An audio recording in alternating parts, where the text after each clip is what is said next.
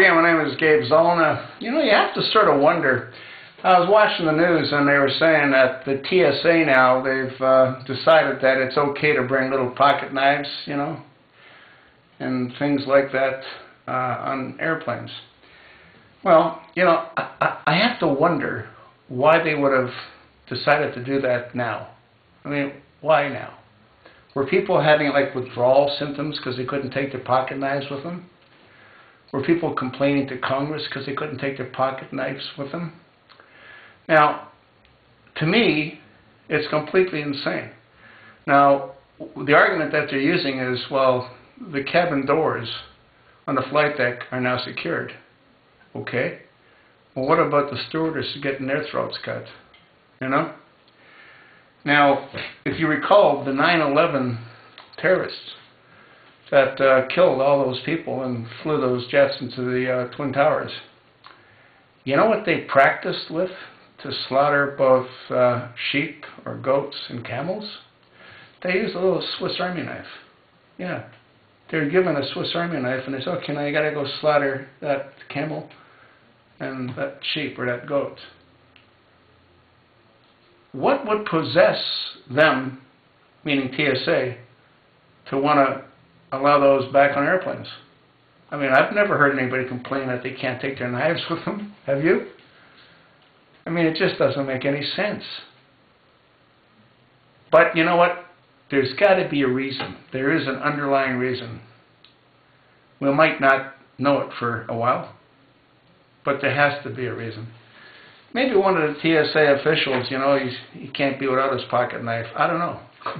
It doesn't make any sense. And when things don't make any sense, they usually do make some sense, if you know what I mean. Anyway, Pelosi with the TSA, it's unbelievable. It's just unbelievable. We've got a complete dysfunctional administration. And you know what? I think the Supreme Court's the same way. You know, I read that, well, I don't know if it's true, but I read that the Supreme Court, you know, they might have been compromised. Yeah. Well, I think they have been compromised with Elena Kagan, you know. I mean, they're going to be hearing this thing on Defense of Marriage Act later on this month. That's a joke, right? You think Elena Kagan's ever going to walk down the aisle with a man?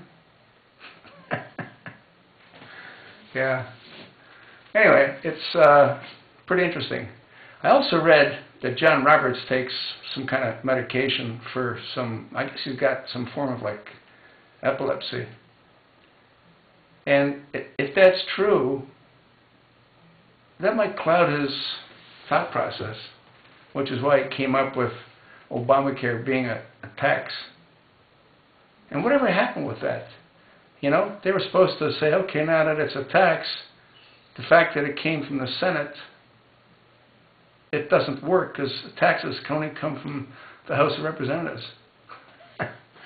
Anyway, you know, as perfect as they think they are, they make mistakes. This is one of their mistakes. Will they be held accountable for it? If we had a normal Congress, probably. If we had a functioning Congress, probably. If we had a Congress that would honor their oath of office, probably. But we don't have any of those. So to answer your question, the answer is probably no. It's really sad, isn't it? You know, every day I see our country getting further destroyed. Every single day. And no one is doing anything about it. Absolutely no one. Including you. Because if you were to do something about it, things would change. If you were to contact your congressional representative every day, things would change. They have to change. But you won't, and they won't.